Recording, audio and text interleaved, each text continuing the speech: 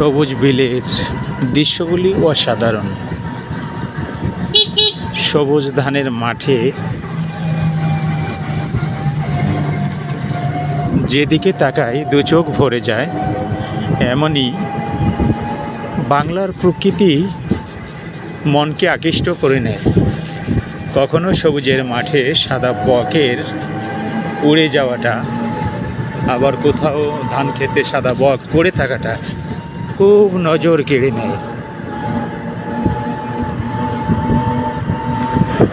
এটা সেই বড়বিল বলতে পারেন, গোপালগঞ্জ এরিয়ার। এদিকে আমরা বড়বিল বলি।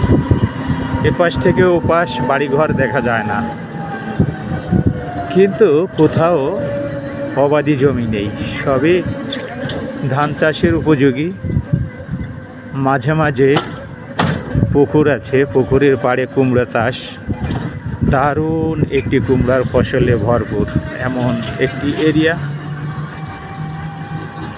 এখানে সরু একটি রাস্তা, যে রাস্তা ধরে আমরা এক প্রান্ত থেকে অপর প্রান্তে পৌঁছতে পারি। এদিকে বিল, এদিকে বিল, এমন একটি দৃশ্যময় সবুজের মাঠে হয়তোবা দু চোখ ভরে শুধু সবুজই দেখি না, আমি মনে হয় ফিরে পাই সেই বাংলার প্রকৃতি, আমি ফিরে পাই সেই বাংলার ন্যাচারাল প্রকৃতি। যা হোক, আপনারা যারা সাথে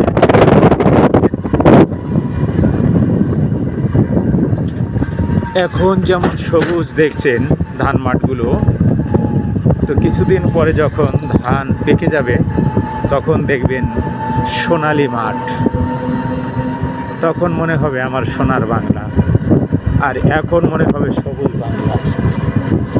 তো প্রকৃতির রং সময়ে বদলে যায়।